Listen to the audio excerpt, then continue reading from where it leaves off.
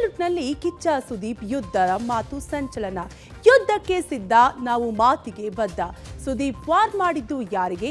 ಸುದೀಪ್ ಮಾತಿಗೆ ಕೌಂಟರ್ ಕೊಟ್ಟ ವಿಜಯ್. ದರ್ಶನ್ ಪತ್ನಿ ಮಾತಿನ ಮರ್ಮವೇನು? ವಿಜಯಲಕ್ಷ್ಮಿ ಮಾತು ಬೆಂಬಲಿಸಿ ಅಖಾಡಕ್ಕಿಳಿದ ದರ್ಶನ್ ಫ್ಯಾನ್ಸ್. ಸಾಮಾಜಿಕ ಜಾಲತಾಣಗಳಲ್ಲಿ ಪೋಸ್ಟ್ ವಾರ್. ಚಿನ್ನಸ್ವಾಮಿ ಕ್ರೀಡಾಂಗಣದಲ್ಲಿ ಮತ್ತೆ ಮ್ಯಾಚ್ ನಡೆಯುತ್ತಾ? ಅನ್ಯ ಜಾತಿ ಯುವಕನ ಜೊತೆ ವಿವಾಹ. ತಿಂಗಳ ಗರ್ಭಿಣಿ ಮಗಳನ್ನೇ ಕೊಂದ ತಂದೆ. ಅಂತ್ಯ ಸಂಸ್ಕಾರಕ್ಕೂ ಅಡ್ಡಿಯಾಯಿತು ಜಾತಿ. ಇದೆಲ್ಲದರ ಜೊತೆಗೆ ಮತ್ತಷ್ಟು ಸುದ್ದಿಗಳನ್ನು ನೋಡೋಣ ಕರ್ನಾಟಕ ಟಾಪ್ 20ಯಲ್ಲಿ. ಹುಬ್ಬಳ್ಳಿಯಲ್ಲಿ ಕಿಚ್ಚ ಸುದೀಪ್ ನಟನೆಯ ಮಾರ್ಕ್ ಸಿನಿಮಾ ಪ್ರಚಾರದ ವೇಳೆ ಕಿಚ್ಚ ಸುದೀಪ್ ಆಡಿದ ಮಾತುಗಳು ವಿವಾದ ಸೃಷ್ಟಿಸಿದೆ. ಸೋಷಿಯಲ್ ಮೀಡಿಯಾದಲ್ಲಿ ಫ್ಯಾನ್ಸ್ ವಾರ್ಗೆ ಕಾರಣವಾಗಿದೆ. ಹುಬ್ಬಳ್ಳಿ ಕಾರ್ಯಕ್ರಮದಲ್ಲಿ ಮಾತನಾಡಿದ ಸುದೀಪ್, ನಾವು ಸಿನಿಮಾ ಬಿಡುಗಡೆ ಮಾಡುವ ಜೊತೆಗೆ ಯುದ್ಧವೊಂದನ್ನ ಸಹ ಮಾಡಬೇಕಿದೆ. ಹೊರಗೆ ಪಡೆಯೊಂದು ಯುದ್ಧಕ್ಕೆ ರೆಡಿ ಆಗುತ್ತಿದೆ. ನಾನು ಮಾತನಾಡಬಾರದು ಎಂದು ಸುಮ್ಮನಿದ್ದೆ. ಮಾತನಾಡಲು ಬರುವುದಿಲ್ಲ ಎಂದರ್ಥವಲ್ಲ, ಆದರೆ ಕೆರಳಿಸುತ್ತಾ ಹೋದರೆ ಸುಮ್ಮನೆ ಕೂರಲು ಆಗುವುದಿಲ್ಲ ಎಂದಿದ್ದಾರೆ. ಬಹಳಷ್ಟು ಕಲ್ಲಿನ ತೂರಾಟ, ನಿಮ್ಮ ಸಹನೆಯಿಂದಾಗಿ ನಿಮ್ಮ ಮೇಲೆ ಬೀಳುತ್ತಲೇ ಇರುತ್ತೆ. ಅದನ್ನು ತಾವು ತಡ್ಕೊಂಡು ಬರ್ತಾನೆ ಇದ್ದೀರಿ. ಈಗ ಹೇಳ್ತಾ ಇದ್ದೀನಿ, ಅದನ್ನು ತಡೆಯೋ ತನಕ ತಡ್ಕೊಂಡು ಇರಿ. ಮಾತನಾಡೋ ಟೈಮಲ್ಲಿ ಮಾತನಾಡಿ ಎಂದೆಲ್ಲ ಹೇಳಿದ್ದಾರೆ ಸುದೀಪ್. ಅವರ ಈ ಮಾತುಗಳಿಗೆ ತರಹೇವಾರಿ ಕಮೆಂಟ್ ಕೇಳಿ ಬರುತ್ತಿದೆ. ಯಾರ ಹೆಸರನ್ನು ನೇರವಾಗಿ ತೆಗೆದುಕೊಳ್ಳದೆ ಸುದೀಪ್ ಮಾತನಾಡಿದ್ದಾರೋ ಆ ಮಾತುಗಳು ದರ್ಶನ್ ಅಭಿಮಾನಿಗಳನ್ನೇ ಉದ್ದೇಶಿಸಿ ಆಡಲಾಗಿದೆ ಅಂತ ಹೇಳಲಾಗುತ್ತಿದೆ. 25ಕ್ಕೆ ಥಿಯೇಟರ್ ಅಲ್ಲಿ ಒಂದು ಸಿನಿಮಾ ಬಿಡುಗಡೆ ಆಗುತ್ತೆ, ಆದ್ರೆ ಹೊರಗಡೆ ಒಂದು ಪಡೆ ಯುದ್ಧಕ್ಕೆ ರೆಡಿ ಆಗ್ತಾ ಇದೆ. ಈ ವೇದಿಕೆ ಮೇಲಿಂದ ಹೇಳ್ತಾ ಇದ್ದೀನಿ, ಯುದ್ಧಕ್ಕೆ ಸಿದ್ಧ. ಯಾಕಂದ್ರೆ ನಾವು ನಮ್ಮ ಮಾತಿಗೆ ಬದ್ಧ. ಸೈಲೆಂಟ್ ಆಗಿರೋದು ಒಳ್ಳೇದೋ ಕೆಟ್ಟದೋ ಗೊತ್ತಿಲ್ಲ, ಆದ್ರೆ ನಾವೆಲ್ಲರೂ ಒಳ್ಳೆಯ ಹೆಸರಲ್ಲಿ ಇರಬೇಕು ಅನ್ನೋ ಒಂದೇ ಕಾರಣಕ್ಕೆ ನಾನು ಬಾಯಿ ಎಲ್ಲದನ್ನು ಮುಚ್ಕೊಂಡಿದ್ದೆ ಹೊರತು ಬಾಯಿ ಇಲ್ಲ ಅಂತಲ್ಲ. ಕಲ್ಲಿನ ತೋರಾಟ ನನ್ನಿಂದ, ನನ್ನ ಸಹನೆಯಿಂದ ನಿಮ್ಗಳ ಮೇಲೆ ಬೀಳ್ತಾನೆ ಇರುತ್ತೆ. ಅದನ್ನ ತಾವು ತಡ್ಕೊಂಡು ಬರ್ತಾನೆ ಇದ್ದೀರಿ. ಈಗ ಹೇಳ್ತಾ ಇದ್ದೀನಿ, ತಡೆಯೋ ತನಕ ತಡೀರಿ, ಮಾತಾಡೋ ಟೈಮಲ್ಲಿ ಮಾತಾಡಿ. ದಿ ಡೆವಿಲ್ ಸಿನಿಮಾ ಬಿಡುಗಡೆ ಬಳಿಕ ದರ್ಶನ್ ಪತ್ನಿ ವಿಜಯಲಕ್ಷ್ಮಿ ಅಭಿಮಾನಿಗಳನ್ನ ಭೇಟಿಯಾಗಲೆಂದು ದಾವಣಗೆರೆಗೆ ಭೇಟಿ ಕೊಟ್ಟಿದ್ರು. ಈ ವೇಳೆ ದರ್ಶನ್ ಅಭಿಮಾನಿಗಳನ್ನ ಉದ್ದೇಶಿಸಿ ವಿಜಯಲಕ್ಷ್ಮಿ ಆಡಿರುವ ಮಾತುಗಳು ಸುದೀಪ್ ಮತ್ತು ದರ್ಶನ್ ಫ್ಯಾನ್ಸ್ ನಡುವಿನ ವಾರ್ನ ಕಿಚ್ಚಿಗೆ ಬೆಂಕಿ ಹಚ್ಚಿದಂತಾಗಿದೆ. ದರ್ಶನ್ ಅವರು ಇಲ್ಲದೆ ಇರುವಾಗ ಕೆಲವೊಬ್ಬರು ಏನೇನೋ ಮಾತಾಡ್ತಾ ಇದ್ದಾರೆ. ವೇದಿಕೆ ಮೇಲೆ ಚಾನೆಲ್ಗಳಲ್ಲಿ ಕೂತ್ಕೊಂಡು ಮಾತಾಡ್ತಾರೆ. ದರ್ಶನ್ ಬಗ್ಗೆ, ಅವರ ಫ್ಯಾನ್ಸ್ ಬಗ್ಗೆ ಏನೇನೋ ಮಾತಾಡ್ತಾ ಇದ್ದಾರೆ. ದರ್ಶನ್ ಅವರು ಬಂದಾಗ ಬೆಂಗಳೂರಿನಲ್ಲಿ ಇರ್ತಾರೋ ಇಲ್ವೋ ಅನ್ನೋದೇ ಗೊತ್ತಾಗೋದಿಲ್ಲ ಎಂದಿದ್ದಾರೆ. ದರ್ಶನ್ ಹೇಳಿದಂತೆ ಯಾರು ಕೋಪ ಮಾಡ್ಕೋಬೇಡಿ, ಬೇಜಾರು ಮಾಡ್ಕೋಬೇಡಿ ಎಂದು ವಿಜಯಲಕ್ಷ್ಮಿ ಹೇಳಿದ್ರು. ಕೆಲವೊಂದು ವ್ಯಕ್ತಿಗಳು ದರ್ಶನ್ ಅವ್ರು ಇಲ್ಲದೆ ಇದ್ದಾಗ ಅವ್ರ ಬಗ್ಗೆ ಹಾಗೆ ಅವ್ರ ಫ್ಯಾನ್ಸ್ ಬಗ್ಗೆ ವೇದಿಕೆ ಮೇಲೆ ಹೋಗೋದು, ನಿಂತ್ಕೊಂಡು ಮಾತಾಡೋದು, ಚಾನೆಲ್ ಮೀಡಿಯಲ್ಲಿ ಕೂತ್ಕೊಂಡು ಮಾತಾಡೋದು, ಹೊರ ಕೂತ್ಕೊಂಡು ಮಾತಾಡೋದು ಎಲ್ಲ ಮಾಡ್ತಿದ್ದಾರೆ. ಅದೇ ಜನಗಳು ದರ್ಶನ್ ಅವ್ರು ಇದ್ದಾಗ ಅವ್ರು ಬೆಂಗಳೂರಲ್ಲಿ ಇರ್ತಾರ ಇಲ್ವಾ ಅಂತಾನೆ ಗೊತ್ತಾಗಲ್ಲ, ಎಲ್ಲಿ ಮಾಯ ಆಗ್ತಾರೆ ಅಂತಾನೂ ಗೊತ್ತಾಗಲ್ಲ. ದರ್ಶನ್ ಅವ್ರು ಹೇಳಿರೋ ಹಾಗೆ ಯಾರು ಏನೇ ಮಾತಾಡಿದ್ರು ನಾವು ನೊಂದ್ಕೊಳ್ಳಲ್ಲ, ಕೋಪ ಮಾಡ್ಕೊಳ್ಳಲ್ಲ. ಬೇಜಾರು ಮಾಡ್ಕೋಬೇಡಿ, ಕೋಪ ಮಾಡ್ಕೋಬೇಡಿ. ನಟ ದರ್ಶನ್ ವಿಜಯಲಕ್ಷ್ಮಿ ಮಾತು ಬೆಂಬಲಿಸಿ ಖುದ್ದು ದರ್ಶನ್ ಫ್ಯಾನ್ಸ್ ಅಖಾಡಕ್ಕೆ ಇಳಿದಿದ್ದಾರೆ. ಸೋಷಿಯಲ್ ಮೀಡಿಯಾದಲ್ಲಿ ಟ್ರೋಲ್ ಮಾಡ್ತಾ ಮಾತಿನ ಯುದ್ಧ ಸಾರಿದ್ದಾರೆ. ಮಾರ್ಕ್ ಸಿನಿಮಾದ ಪ್ರಚಾರಕ್ಕಾಗಿ ನಡೆದ ಗಿಮಿಕ್ ಅದು ಅಂತ ತಮ್ಮ ಸೋಷಿಯಲ್ ಮೀಡಿಯಾ ಖಾತೆಗಳಲ್ಲಿ ಪೋಸ್ಟ್ ಹಾಕ್ತಿದ್ದಾರೆ. ನೀವೇ ಯುದ್ಧಕ್ಕೆ ಕರೆದ್ರೆ ನಾವು ಬರ್ದೇ ಇರ್ತೀವಾ ಅಂತ ಹೇಳೋದ್ರ ಜೊತೆಗೆ ಯುದ್ಧ ಎನ್ನು ಒಬ್ಬ ಶಕುನಿ ಕೂಡ ಮಾಡ್ತಾನೆ, ಜನರ ಪ್ರೀತಿ ಗಳಿಸಿ ಅಂತ ಕುಟುಕಿದ್ದಾರೆ. ಅಲ್ಲದೆ ವಿಜಯಲಕ್ಷ್ಮಿ ದಾವಣಗೆರೆಯಲ್ಲಿನ ಫೋಟೋ ಹಾಕಿ ಟಾಂಗ್ ಕೊಡ್ತಿದ್ದಾರೆ. ಇನ್ನು ಕೆಲವರು ಡೆವಿಲ್ ಸಿನಿಮಾದಲ್ಲಿ ದರ್ಶನ್ ಮಾಸ್ ಲುಕ್ ಫೋಟೋವನ್ನು ಹಂಚಿಕೊಂಡು ಸುದೀಪ್ ವಿರುದ್ಧ ಮಾತಿನಲ್ಲೇ ಟಾಂಗ್ ಕೊಡ್ತಿದ್ದಾರೆ. ವಿಜಯಲಕ್ಷ್ಮಿ ಬೆಂಕಿ ಮಾತಿಗೆ ನಟ ಧನ್ವೀರ್ ಕೂಡ ಶಹಬಾಸ್ ಎಂದಿದ್ದಾರೆ. ದರ್ಶನ್ ಜೊತೆಗಿನ ಫೋಟೋ ಹಂಚಿಕೊಂಡು ಕಾಡಲ್ಲಿ ಸಾಕಷ್ಟು ಪ್ರಾಣಿಗಳು ಇರ್ತವೆ, ಆದ್ರೆ ಆ ಕಾಡಿಗೆ ಒಂದೇ ಸಿಂಹ ಇರುತ್ತೆ ಅಂತ ಡೈಲಾಗ್ ಮೂಲಕ ಪರೋಕ್ಷವಾಗಿ ಟಾಂಗ್ ಕೊಟ್ಟಿದ್ದಾರೆ. ಈ ನಡುವೆ ಪೈರಸಿ ಬಗ್ಗೆ ಡೆವಿಲ್ ಚಿತ್ರತಂಡದಿಂದ ಅಧಿಕೃತ ಪೋಸ್ಟ್ ಬಿಡುಗಡೆ ಮಾಡಲಾಗಿದೆ. ಈವರೆಗೂ 10,500ಕ್ಕೂ ಹೆಚ್ಚು ಪೈರಸಿ ಲಿಂಕ್ಗಳನ್ನು ಡಿಲೀಟ್ ಮಾಡುವ ಕೆಲಸ ಆಗಿದೆ ಎಂದು ಮಾಹಿತಿ ಕೊಟ್ಟಿದ್ದಾರೆ. ದಯವಿಟ್ಟು ಪೈರಸಿ ಮಾಡಬೇಡಿ, ಥಿಯೇಟರ್ಗೆ ಬಂದು ಸಿನಿಮಾ ನೋಡಿ ಎಂದು ಮನವಿ ಮಾಡಿದ್ದಾರೆ. ಯುದ್ಧಕ್ಕೆ ಒಂದು ಪಡೆ ಸಿದ್ಧವಾಗಿದೆ ಎಂಬ ಸುದೀಪ್ ಹೇಳಿಕೆ ಚಿತ್ರರಂಗದಲ್ಲಿ ತೀವ್ರ ವಿವಾದಕ್ಕೆ ಕಾರಣವಾಗಿತ್ತು. ದರ್ಶನ್ ಅಭಿಮಾನಿಗಳು ಹಾಗೂ ವಿಜಯಲಕ್ಷ್ಮಿ ಅವರ ಪ್ರತಿಕ್ರಿಯೆ ಬಳಿಕ ಸುದೀಪ್ ಆಪ್ತ ಚಕ್ರವರ್ತಿ ಚಂದ್ರಚೂಡ್ ಹಾಗೂ ಮಾಜಿ ಸಚಿವ ರಾಜುಗೌಡ ಸ್ಪಷ್ಟನೆ ನೀಡಿದ್ದಾರೆ. ಸುದೀಪ್ ಮಾತಿನ ಅಸಲಿ ಅರ್ಥ ಪೈರಸಿ ಮಾಡುವವರ ವಿರುದ್ಧ ಹೋರಾಟವೇ ಹೊರತು ಯಾವುದೇ ನಟರ ಅಥವಾ ಅಭಿಮಾನಿಗಳ ವಿರುದ್ಧ ಅಲ್ಲ ಎಂದು ತಿಳಿಸಿದ್ದಾರೆ. ಜೊತೆಗೆ ಪೈರಸಿ ಕನ್ನಡ ಚಿತ್ರರಂಗ ಎದುರಿಸುತ್ತಿರುವ ದೊಡ್ಡ ಸವಾಲು ಎಂದಿದ್ದಾರೆ. ಸಿನಿಮಾಗಳನ್ನು ಹಾಳು ಮಾಡುವ ಒಂದು ಪಡೆ ಇದೆ. ಪೈರಸಿ ಮಾಡುವವರ ವಿರುದ್ಧ ನಮ್ಮ ಹೋರಾಟ. ಕುಂಬಳಕಾಯಿ ಕಳ್ಳ ಅಂದ್ರೆ ಹೆಗಲು ಮುಟ್ಕೊಳ್ಳೋದು ಯಾಕೆ ಎಂದು ಪ್ರಶ್ನಿಸಿದ್ದಾರೆ. ಯಾವ ಸ್ಟಾರ್ ನಟ ವಿರುದ್ಧನೂ ಮಾತಾಡಿಲ್ಲ ಮತ್ತು ಸ್ಪಷ್ಟವಾಗಿ ಯಾರ ವಿರುದ್ಧನೂ ಇದಿಲ್ಲ. ಇದು ಇರೋದು ಯುದ್ಧ ಸಾರಿಯೋದು ಪೈರಸಿ ವಿರುದ್ಧ.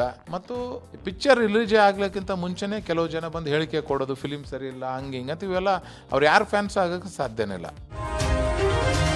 ಚಿನ್ನಸ್ವಾಮಿ ಕ್ರೀಡಾಂಗಣದಲ್ಲಿ ಮತ್ತೆ ಕ್ರಿಕೆಟ್ ಪಂದ್ಯಗಳು ಆಡಿಸುವ ಪ್ರಕ್ರಿಯೆಗಳು ಶುರುವಾಗಿವೆ. ಇಂದು ಗೃಹ ಸಚಿವ ಪರಮೇಶ್ವರ್ ನೇತೃತ್ವದಲ್ಲಿ ಮಹತ್ವದ ಸಭೆ ನಡೆಯಿತು.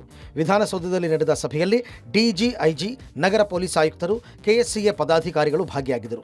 ಸಭೆಯಲ್ಲಿ ಪ್ರೇಕ್ಷಕರು ಇಲ್ಲದೆ ಪಂದ್ಯಗಳು ನಡೆಸುವ ಕುರಿತು ಸರ್ಕಾರಕ್ಕೆ ಕೆಎಸ್ಸಿಎ ಮನವಿ ಮಾಡಿದೆ. ಈ ಬಗ್ಗೆ ಪರಿಶೀಲನೆಗೆ ಸರ್ಕಾರ ಬೆಂಗಳೂರು ನಗರ ಪೊಲೀಸ್ ಆಯುಕ್ತರ ನೇತೃತ್ವದಲ್ಲಿ ಗೃಹ ಸಚಿವ ಪರಮೇಶ್ವರ್ ಸಮಿತಿ ರಚನೆ ಮಾಡಿದ್ದಾರೆ.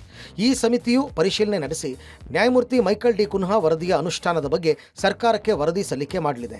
ವರದಿ ನೋಡಿಕೊಂಡು ಅನುಮತಿ ಕೊಡಬೇಕಾ ಬೇಡವಾ ಎನ್ನುವ ನಿರ್ಧಾರ ಮಾಡೋದಾಗಿ ಗೃಹ ಸಚಿವ ಪರಮೇಶ್ವರ್ ತಿಳಿಸಿದ್ದಾರೆ. ಇನ್ನು ಚಿನ್ನಸ್ವಾಮಿ ಮೈದಾನ ಕಾಲ್ತುಳಿತ ದುರಂತ ಪ್ರಕರಣದ ಬಳಿಕ ಮೊದಲ ಬಾರಿಗೆ ಹೋಮ ಹವನ ನಡೆಯಿತು. ಮುಂದಿನ ಪಂದ್ಯಗಳಿಗೆ ಯಾವುದೇ ಕೇಡು ಆಗಬಾರದು ಅಂತ ಸುದರ್ಶನ, ನವಗ್ರಹ, ಗಣಪತಿ ಪೂಜೆಯನ್ನು ಪಂಡಿತ್ ಷಣ್ಮುಗಂ ದೀಕ್ಷಿತರಿಂದ ಹೋಮ ಹವನ ನಡೆಸಲಾಯಿತು. ಈಗ ಒಂದು ಕಮಿಟಿ ಮಾಡಿದ್ದೀವಿ ಬ್ಯಾಂಗ್ಳೂರು ಕಮಿಷನರ್ ನೇತೃತ್ವದಲ್ಲಿ. ಅವರು ವಿಸಿಟ್ ಮಾಡಿ ನನಗೆ ಫೀಡ್ಬ್ಯಾಕ್ ಕೊಡ್ತಾರೆ. ಕೊಟ್ಟ ಮೇಲೆ ಡಿಸಿಷನ್ ತಗೊಳ್ತಾರೆ. Whether it is even spectators ಇಲ್ಲದೆ ಇದ್ರೂ ಕೂಡ ಮ್ಯಾಚ್ಗಳನ್ನ ಆಡಿಸೋದಕ್ಕೆ ಸಾಧ್ಯ ಇದೆಯಾ ಅಂತ ನೋಡ್ಕೊಂಡು ಬರ್ತಾರೆ. ಅದಾದ್ಮೇಲೆ ನಾವು ಡಿಸಿಷನ್ ತಗೊಳ್ತೀವಿ. ಅನ್ಯ ಜಾತಿಯ ಯುವಕನನ್ನ ಮದುವೆ ಆಗಿದ್ದಾಳೆ ಅನ್ನೋ ಕಾರಣಕ್ಕೆ ಹೆತ್ತ ತಂದೆಯ 7 ತಿಂಗಳ ಗರ್ಭಿಣಿಯನ್ನು ಬರ್ಬರವಾಗಿ ಕೊಲೆ ಮಾಡಿರುವ ಘಟನೆ ಹುಬ್ಬಳ್ಳಿ ತಾಲೂಕಿನ ಇನಾಂ ವೀರಾಪುರ ಗ್ರಾಮದಲ್ಲಿ ನಡೆದಿದೆ. 19 ವರ್ಷದ ಮಾನ್ಯ ಹತ್ಯೆಯಾದ ಯುವತಿ ಈಕೆ ಆದಿ ಗ್ರಾಮದ ವಿವೇಕಾನಂದ ಎಂಬುವನನ್ನ ಪ್ರೀತಿಸಿ ಮದುವೆಯಾಗಿದ್ಲು. ಯುವಕ ಅನ್ಯ ಜಾತಿಯವನು ಎಂಬ ಕಾರಣಕ್ಕೆ ಆಕೆಯ ತಂದೆ ಪ್ರಕಾಶ್ ಗೌಡ ಮನೆಗೆ ನುಗ್ಗಿ ಗರ್ಭಿಣಿ ಅನ್ನೋದನ್ನ ನೋಡದೆ ಪೈಪ್ ಹಾಗೂ ಗುದ್ದಲಿಯಿಂದ ಹಲ್ಲೆ ಮಾಡಿ ಹತ್ಯೆ ಮಾಡಿದ್ದಾನೆ. ಘಟನೆಯಲ್ಲಿ ಮತ್ತಿಬ್ಬರಿಗೂ ಗಂಭೀರ ಗಾಯಗಳು ಆಗಿವೆ. ಮಾನ್ಯ ಹಾಗೂ ವಿವೇಕಾನಂದ ಇಬ್ಬರು ಹುಬ್ಬಳ್ಳಿ ಖಾಸಗಿ ಕಾಲೇಜಿನಲ್ಲಿ ಡಿಗ್ರಿ ಓದ್ತಿದ್ದಾಗ ಇನ್ಸ್ಟಾಗ್ರಾಮ್ ಮೆಸೇಜ್ನಿಂದ ಪ್ರೀತಿ ಹುಟ್ಟಿತ್ತು. ಈ ವಿಚಾರ ಎರಡೂ ಕುಟುಂಬಕ್ಕೂ ತಿಳಿದಿತ್ತು. ಇಬ್ಬರ ಪ್ರೀತಿಗೆ ಯುವತಿಯ ಕುಟುಂಬಸ್ಥರು ವಿರೋಧಿಸಿದ್ದರು. ಯುವತಿ ಯಾವುದೇ ಕಾರಣಕ್ಕೂ ವಿವೇಕಾನಂದನನ್ನ ಬಿಟ್ಟು ಬದುಕೋದಿಲ್ಲ ಅಂತ ಹಠ ಹಿಡಿದಿದ್ದು ಕಳೆದ ಜೂನ್ 19ರಂದು ಹುಬ್ಬಳ್ಳಿಯಲ್ಲಿ ರಿಜಿಸ್ಟರ್ ಮದುವೆಯಾಗಿದ್ದ ಬಳಿಕ ಊರು ಬಿಟ್ಟು ಹೋಗಿ ಹಾವೇರಿಯಲ್ಲಿ ವಾಸವಾಗಿದ್ರು. ಇದೀಗ ಮಾನ್ಯ 7 ತಿಂಗಳ ಗರ್ಭಿಣಿಯಾಗಿದ್ದು ತಂದೆಯಿಂದಲೇ ಕೊಲೆಯಾಗಿದ್ದಾಳೆ. ಈ ಸಂಬಂಧ ಹುಬ್ಬಳ್ಳಿ ಗ್ರಾಮೀಣ ಪೊಲೀಸ್ ಠಾಣೆಯಲ್ಲಿ ಪ್ರಕರಣ ದಾಖಲಾಗಿದ್ದು ಆರೋಪಿ ಪ್ರಕಾಶ್ ಗೌಡ ಪಾಟೀಲ್ ಸೇರಿ 3 ಬಂಧಿಸಲಾಗಿದೆ.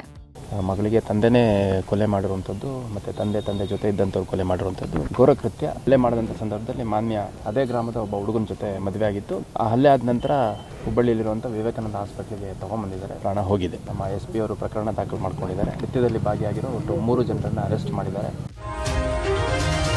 ಅನ್ಯ ಜಾತಿಯ ಯುವಕನನ್ನು ಮದುವೆ ಆಗಿದ್ದಕ್ಕೆ ತಂದೆಯಿಂದಲೇ ಹತ್ಯೆಯಾದ ಮಾನ್ಯ ಅಂತ್ಯಕ್ರಿಯೆಗೂ ಜಾತಿ ಅಡ್ಡಿಯಾಗಿದೆ. ಮಾನ್ಯ ಅಂತ್ಯ ಸಂಸ್ಕಾರಕ್ಕೆ ಸ್ಮಶಾನದಲ್ಲಿ ಅವಕಾಶ ಸಿಗದಾಗಿದೆ. ಹೀಗಾಗಿ ಗ್ರಾಮ ಪಂಚಾಯಿತಿ ಸಿಬ್ಬಂದಿಯೇ ಮಾನ್ಯ ಅಂತ್ಯ ಸಂಸ್ಕಾರ ನೆರವೇರಿಸಿದ್ದಾರೆ. ಸ್ಮಶಾನದಲ್ಲಿ ಮಾನ್ಯ ಅಂತ್ಯ ಸಂಸ್ಕಾರಕ್ಕೆ ಸಿಗದ ಅನುಮತಿ ಗಂಡ ವಿವೇಕಾನಂದ ಜಮೀನಿನಲ್ಲಿ ಅಂತ್ಯ ಸಂಸ್ಕಾರಕ್ಕೆ ಸಿದ್ಧತೆ ಮಾಡಿಕೊಳ್ಳಲಾಗಿತ್ತು. ಆದರೆ ಗಂಡ ವಿವೇಕಾನಂದ ಜಮೀನಿನಲ್ಲಿಯೂ ಅನುಮತಿ ಸಿಗದೆ ಹಿನ್ನೆಲೆ ವಿವೇಕಾನಂದ ದಿಕ್ಕು ತೋಚದಂತಾಗಿದ್ರು. ಬಳಿಕ ಹಳ್ಳದ ದಂಡೆಯಲ್ಲಿ ಮಾನ್ಯ ಅಂತ್ಯ ಸಂಸ್ಕಾರ ಮಾಡಲಾಯಿತು. ಎಲ್ಲಾ ಇದ್ದು ಅನಾಥವಾದ ಮಾನ್ಯ ಮತ್ತು ವಿವೇಕಾನಂದ ಅನಾಥರಾದಂತೆ ಭಾಸವಾಗಿತ್ತು. ಒಂದು ಕಡೆ ಮಾನ್ಯ ಕುಟುಂಬ ಗ್ರಾಮ ತೊರೆದಿದ್ದು, ಮತ್ತೊಂದು ಕಡೆ ವಿವೇಕಾನಂದ ಕುಟುಂಬ ಗಾಯಗೊಂಡು ಆಸ್ಪತ್ರೆ ಸೇರಿದೆ. ವಿವೇಕಾನಂದ ಕುಟುಂಬದ ಸಹಾಯಕ್ಕೆ ಯಾರೂ ಬಾರದ ಹಿನ್ನೆಲೆ ಅಂತ್ಯ ಸಂಸ್ಕಾರಕ್ಕೆ ಗ್ರಾಮ ಪಂಚಾಯಿತಿಯಿಂದಲೇ ಕಟ್ಟಿಗೆ ಪೂಜಾ ಕಾರ್ಯಕ್ಕೆ ಸಹಾಯ ಮಾಡಲಾಯಿತು. ಆ ಹುಡುಗಿ ನಾ ಬೇಕಂತಂದು ಬಂದಿಲ್ಲ ಸರ್. ನಾನು ಒಂದು ಹೆಣ್ಮಗಳಿಗೆ ನಾ ಮೋಸ ಮಾಡಬಾರ್ದು. ನಾನು ಅಷ್ಟು ಊರಿಗೆ ಗೊತ್ತಾಗಿತ್ತು ಸರ್. ಜಾತಿ ನಾವು ಮಾಡ್ಕೊಂಡಿದ್ದು ಸರ್. ಜಾತಿ ನಮಗೆ ಜಾತಿ ಇಲ್ಲ ಸರ್. ನಾವು ಲವ್ ಮಾಡಿರ್ತೇವೆ ಅಂದ್ರೆ ನಮಗೆ ಜಾತಿ ಇಲ್ಲ ಸರ್. ಅಷ್ಟು ಇದ್ದಿದ್ರೆ ಅವಳು ಬರ್ತಿದ್ದೀನೂ ಇಲ್ಲ ಸರ್ ನಮ್ಮ ಕೂಟಕ್ಕೆ. ಕಾನೂನು ಪ್ರಕಾರ ಅವ್ರಿಗೆ ಶಿಕ್ಷೆ ಆಗ್ಬೇಕು ಸರ್. ಕಾಂಗ್ರೆಸ್ನಲ್ಲಿ ಸಿಎಂ ಕುರ್ಚಿ ಕದನ ತೀವ್ರ ಸ್ವರೂಪ ಪಡೆದುಕೊಳ್ತಿದೆ. ಸಿದ್ದರಾಮಯ್ಯ DK ಶಿವಕುಮಾರ್ ಅವರನ್ನ ಹೈಕಮಾಂಡ್ ಯಾವಾಗ ಕರೆಸಿ ಮಾತನಾಡುತ್ತೆ ಅನ್ನೋದೇ ಸದ್ಯ ಎಲ್ಲರ ಕುತೂಹಲವಾಗಿದೆ. ನಾಯಕತ್ವದ ಗೊಂದಲ ಪೈಪೋಟಿ ತಾರಕಕ್ಕೇರ್ತಿದ್ದಂತೆ AICC ಅಧ್ಯಕ್ಷ ಮಲ್ಲಿಕಾರ್ಜುನ್ ಖರ್ಗೆ ತೆರೆ ಎಳೆಯುವ ಪ್ರಯತ್ನ ಮಾಡಿದ್ರು. ನಾಯಕತ್ವದ ಗೊಂದಲಗಳನ್ನ ಹೈಕಮಾಂಡ್ ಸೃಷ್ಟಿಸಿಲ್ಲ, ಅವೆಲ್ಲ ಸ್ಥಳೀಯವಾಗಿ ಸೃಷ್ಟಿಯಾಗ್ತಿದೆ ಅಂತ ಹೇಳಿ ರಾಜ್ಯ ಕಾಂಗ್ರೆಸ್ನತ್ತ ಬೊಟ್ಟು ಮಾಡಿದ್ರು. ಈ ಗೊಂದಲಗಳನ್ನ ಸ್ಥಳೀಯ ನಾಯಕರೇ ಪರಿಹರಿಸಿಕೊಳ್ಬೇಕು. ಎಲ್ಲದಕ್ಕೂ ಕೂಡ ಹೈಕಮಾಂಡ್ನತ್ತ ಬೊಟ್ಟು ಮಾಡಿದ್ರೆ ಹೇಗೆ ಅಂತ ಪ್ರಶ್ನಿಸಿದ್ರು. ಯಾವುದೇ ಒಬ್ಬ ನಾಯಕನಿಂದ ಪಕ್ಷ ಬೆಳೆದಿಲ್ಲ, ಪಕ್ಷ ಬೆಳೆದಿರೋದು ಕಾರ್ಯಕರ್ತರಿಂದ ಅಂತ ಗರಂ ಆದ್ರು. ಇನ್ನು ಖರ್ಗೆ ಹೇಳಿಕೆಯನ್ನ ಸಿಎಂ ಸಿದ್ದರಾಮಯ್ಯ ಬಹಿರಂಗವಾಗಿಯೇ ವಿರೋಧ ವ್ಯಕ್ತಪಡಿಸಿದ್ರು. ಮೈಸೂರಿನಲ್ಲಿ ಪ್ರತಿಕ್ರಿಯೆ ಕೊಟ್ಟು ಖರ್ಗೆ ಲೋಕಲ್ ಸೂತ್ರವನ್ನು ನಿರಾಕರಿಸಿದ್ದಾರೆ. ನಮಗೆ ಹೈಕಮಾಂಡ್ ತೀರ್ಮಾನವೇ ಅಂತಿಮ ಅಂತ ಹೇಳಿ ಕಡ್ಡಿ ತುಂಡಾದಂತೆ ಹೇಳಿದ್ದಾರೆ. ನಾನು ಹೈಕಮಾಂಡ್ ಜೊತೆಗೆ ಮಾತನಾಡಿದ್ದೇನೆ, ಹೈಕಮಾಂಡ್ ನಾವೇ ತೀರ್ಮಾನ ಮಾಡುತ್ತೆ ಅಂತ ಹೇಳಿದೆ, ಅಲ್ಲಿಗೆ ಎಲ್ಲವೂ ಕೂಡ ಮುಗಿತು ಅಂತ ಹೇಳಿ ಕೌಂಟರ್ ಕೊಟ್ಟಿದ್ದಾರೆ. ಗೊಂದಲ ಅವರೇ ಇಲ್ಲೇ ಲೋಕಲ್ ಸೃಷ್ಟಿ ಮಾಡ್ಕೊಳ್ತಾ ಇದ್ದಾರೆ. ಎಲ್ಲಕ್ಕ ನೀವು ಹೈಕಮಾಂಡ್ ಅಂತ ಹೇಳಿದ್ರೆ ಹೆಂಗೆ? ಇಲ್ಲಿ ಆಗ್ತಕ್ಕಂಥದನ್ನ ಲೋಕಲ್ ಲೀಡರು ಸೆಟಲ್ ಮಾಡ್ಕೋಬೇಕದನ್ನ. ಒಂದು ಮೇಲೆ ಪಕ್ಷ ಎಲ್ಲರೂ ಕಟ್ಟಿದ್ದು, ನಾನು ಕಟ್ಟಿನಿ ಅಂತಿಲ್ಲ. ಕಾಂಗ್ರೆಸ್ ಪಾರ್ಟಿ ಕಾರ್ಯಕರ್ತರು ಕಟ್ಟರು. ಎಲ್ಲರೂ ಒಪ್ಕೋಬೇಕಾಗಿರ್ತಕ್ಕಂಥ ವಿಚಾರ. ಯಾರು ಒಬ್ಬರಿಗಿಂತ ದೊಡ್ಡವರ ಪಕ್ಷಕ್ಕಿಂತ ದೊಡ್ಡವರಾಗಲಿಕ್ಕೆ ಸಾಧ್ಯನೇ ಇಲ್ಲ. ರಾಹುಲ್ ಗಾಂಧಿಯವರು ತೀರ್ಮಾನ ಮಾಡಬೇಕು, ಹೈಕಮಾಂಡ್ ತೀರ್ಮಾನ ಮಾಡಬೇಕು. ಅವ್ರು ಏನು ತೀರ್ಮಾನ ಮಾಡ್ತಾರೆ ಅದಕ್ಕೆ ಬದ್ಧ. ಕುರ್ಚಿ ಕದನದ ಕುತೂಹಲದ ಹೊತ್ತಲ್ಲೇ ಮೊನ್ನೆ ಡಿಕೆ ಶಿವಕುಮಾರ್ ಕೆಎನ್ ರಾಜಣ್ಣ ಭೇಟಿಯಾಗಿ ಮಾತುಕತೆ ನಡೆಸಿರುವುದು ಸಾಕಷ್ಟು ಚರ್ಚೆಗೆ ಗ್ರಾಸವಾಗಿದೆ. ಸಿಎಂ ಆಪ್ತರನ್ನ ಡಿಕೆಶಿ ಗಾಳ ಹಾಕ್ತಿದಾರಾ ಅನ್ನುವಂತಹ ಟಾಕ್ ಶುರುವಾಗಿತ್ತು. ಇದಕ್ಕೆ ಸಮರ್ಥನೆ ಕೊಟ್ಟ ಸಿಎಂ ಸಿದ್ದರಾಮಯ್ಯ, ರಾಜಣ್ಣ ಡಿಕೆ ಶಿವಕುಮಾರ್ ಭೇಟಿ ಮಾಡಿದ್ರೆ ತಪ್ಪೇನಿದೆ ಅಂತ ಹೇಳಿದ್ದಾರೆ. ಡಿಕೆ ಶಿವಕುಮಾರ್ ನಮ್ಮ ಪಕ್ಷದ ಅಧ್ಯಕ್ಷರು, ಅವರನ್ನ ಭೇಟಿ ಮಾಡಬಾರ್ದು ಅಂತ ಎಲ್ಲಾದ್ರೂ ಇದೆಯಾ ಅಂತ ಪ್ರಶ್ನಿಸಿದ್ದಾರೆ. ರಾಜಣ್ಣ ಅವರನ್ನ ಅಪೆಕ್ಸ್ ಬ್ಯಾಂಕ್ ಅಧ್ಯಕ್ಷ ಮಾಡಿದ್ದು ನಾನೇ ಎಂಬ ಡಿಕೆ ಶಿವಕುಮಾರ್ ಹೇಳಿಕೆಗೆ ಸಿಎಂ ಟಾಂಗ್ ಕೊಟ್ಟಿದ್ದಾರೆ. ರಾಜಣ್ಣ ಅವರನ್ನ ಅಪೆಕ್ಸ್ ಬ್ಯಾಂಕ್ ಅಧ್ಯಕ್ಷ ಮಾಡಿದ್ದು ಎಸ್ಎಂ ಕೃಷ್ಣ ಹಾಗೂ ಅಂದಿನ ಸರ್ಕಾರ ಅಂತ ಹೇಳಿದ್ದಾರೆ. ಸ್ಥಳೀಯ ಗೊಂದಲವನ್ನು ಸ್ಥಳೀಯವಾಗಿ ಇತ್ಯರ್ಥ ಮಾಡಿಕೊಳ್ಳುವುದಕ್ಕೆ ಖರ್ಗೆ ಸೂಚನೆ ಕೊಟ್ಟ ವಿಚಾರಕ್ಕೆ ಚಿತ್ರದುರ್ಗದಲ್ಲಿ ದಿನೇಶ್ ಗುಂಡೂರಾವ್ ಮಾತನಾಡಿ, ಯಾರೇ ನಮ್ಮ ನಾಯಕರಾಗಿರಬಹುದು, ಖರ್ಗೆ ಸಾಹೇಬರು ಹೇಳಿದಂತೆ ಕೇಳಬೇಕು ಅಂತ ಹೇಳಿದ್ದಾರೆ. ಮಾಡಲಿ, is a president of the party DK Shivakumar. What is wrong in that? Is a president of the party. KPCC ಅಧ್ಯಕ್ಷರು ಯಾರು? ಅಧಿಕಾರದಲ್ಲಿದ್ದಾಗ ನಾನು ಮಾಡದೆ ಅವ್ರು ಮಾಡದೆ ಅನ್ನೋದು ಮುಖ್ಯ ಅಲ್ಲ. ಎಸ್.ಎಂ. ಕೃಷ್ಣ ಅವರು ಮುಖ್ಯಮಂತ್ರಿ ಇದ್ದರು. ಅದರಿಂದ ಸರ್ಕಾರ ಮಾಡಿತ್ತು. ಈಗ ನಮ್ಮ ಅವರು ಆಲ್ ಇಂಡಿಯಾ ಅಧ್ಯಕ್ಷರು ಅವ್ರು ಹೇಳಿದ ಮೇಲೆ ಈಗ ಖಂಡಿತ ಎಲ್ರಿಗೂ ಕೂಡ ಅದರ ಒಂದು ಮಾತಿನ ಅರ್ಥವನ್ನು ತಿಳ್ಕೊಂಡು ಅವರವರು ಅದರ ಅನುಸಾರ ನಡ್ಕೊಳ್ಬೇಕು ಅಂತಾನೆ ನನ್ನ ಒಂದು ವಿನಂತಿ. ಗದ್ದುಗೆ ಗುದ್ದಾಟದಲ್ಲಿ ಮತ್ತೆ ದಲಿತ ಸಿಎಂ ಕೂಗಿಗೆ ರೆಕ್ಕೆ ಪುಕ್ಕ ಬಂದಿದೆ. ಸಿಎಂ ಡಿಸಿಎಂ ನಡುವೆ ಕುರ್ಚಿ ಸಮರ ಮುಂದುವರೆದಿದ್ರೆ ಇತ್ತ ಗೃಹ ಸಚಿವ ಪರಮೇಶ್ವರ್ ದಲಿತ ದಾಳ ಉರುಳಿಸಿದ್ದಾರೆ. ಎಐಸಿಸಿ ಅಧ್ಯಕ್ಷ ಖರ್ಗೆ ಭೇಟಿಯಾಗಿ ತಮ್ಮ ಹಕ್ಕನ್ನು ಮಂಡಿಸಿದ್ದಾರೆ.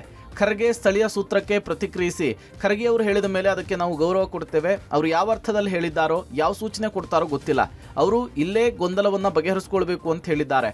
ಹಾಗೆ ಹೇಳಿದ ಮೇಲೆ ಇಲ್ಲೇ ಗೊಂದಲ ಬಗೆಹರಿಸ್ಕೊಳ್ಬೇಕು ಅಂತ ಹೇಳಿದರು. ಎಐಸಿಸಿ ಅಧ್ಯಕ್ಷರು ಹೇಳಿದ ಮೇಲೆ ಅದಕ್ಕೆ ನಾವು ಎಲ್ಲ ರೀತಿಯ ಗೌರವವನ್ನು ಕೊಡ್ತೇವೆ. ಅವರು ಯಾವ ಅರ್ಥದಲ್ಲಿ ಹೇಳಿದ್ದಾರೋ, ಏನು ಸೂಚನೆ ಕೊಡ್ತಾರೋ ಮುಂದೆ ಗೊತ್ತಿಲ್ಲ. ಆದರೆ ಅವರು ಹೇಳಿದ ಮೇಲೆ ಅದನ್ನು ಕೇಳಲೇಬೇಕಲ್ಲ ನಾವೆಲ್ಲರೂ ಕೂಡ. ಅವ್ರು ಹೇಳಿದ ಮೇಲೆ ಅದಕ್ಕೆ ಇಲ್ಲೇ ಬಗೆಹರಿಸ್ಕೊಳ್ಳೋದಿದ್ರೆ ಒಳ್ಳೆಯದು, ಇಲ್ಲೇ ಬಗೆಹರಿಸ್ಕೋಬೇಕು.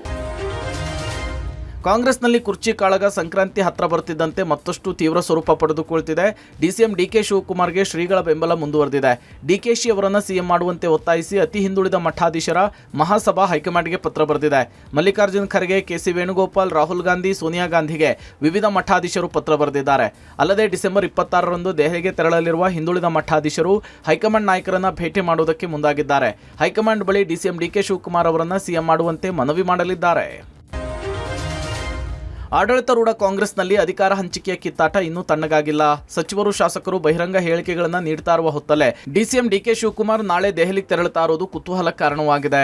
ಹೈಕಮಾಂಡ್ ಕರೆ ಬರುವ ಮುನ್ನವೇ ಡಿಸಿಎಂ ಡಿಕೆ ಶಿವಕುಮಾರ್ ನಾಳೆ ದೆಹಲಿಗೆ ತೆರಳುತ್ತಾ ಇದ್ದಾರೆ. ಕೇಂದ್ರ ಸಚಿವರನ್ನ ಭೇಟಿ ಮಾಡುವ ಕಾರಣ ಕೊಟ್ಟಿರುವ ಡಿಸಿಎಂ ಡಿಕೆ ಶಿವಕುಮಾರ್ ಇದೇ ವೇಳೆ ಹೈಕಮಾಂಡ್ ನಾಯಕರ ಭೇಟಿಗೂ ಪ್ಲಾನ್ ಮಾಡಿಕೊಂಡಿದ್ದಾರೆ. 28ರಂದು ಹೈವೋಲ್ಟೇಜ್ ಸಿಡಬ್ಲ್ಯೂಸಿ ಮೀಟಿಂಗ್ ನಿಗದಿಯಾಗಿದೆ. ಅದಕ್ಕೂ ಮುನ್ನ ದೆಹಲಿ ಹೋಗಿ ವರಿಷ್ಠರ ಭೇಟಿಗೆ ಪ್ರಯತ್ನ ಮಾಡುವ ಸಾಧ್ಯತೆ ಇದೆ. ಶೀಘ್ರದಲ್ಲಿಯೇ ಅಧಿಕಾರ ಹಸ್ತಾಂತರ ತೀರ್ಮಾನಕ್ಕೆ ಮನವಿ, ವಾಗ್ದಾನ ನೆನಪಿಸಿಕೊಡುವ ಸಾಧ್ಯತೆ ಇದೆ. ಹೀಗಾಗಿ ಹೈಕಮಾಂಡ್ ಸೂಕ್ತ ಸಮಯದಲ್ಲಿ ಬುಲಾವ್ ಬರುತ್ತೆ ಅಂತ ಹೇಳಿದ್ದ ಡಿಕೆ ಶಿವಕುಮಾರ್ ಹೈಕಮಾಂಡ್ ಬುಲಾವ್ಗೂ ಮುನ್ನ ದೆಹಲಿ ಫ್ಲೈಟ್ ಹತ್ತಿರೋದು ಸಾಕಷ್ಟು ಕುತೂಹಲ ಕಾರಣವಾಗಿದೆ.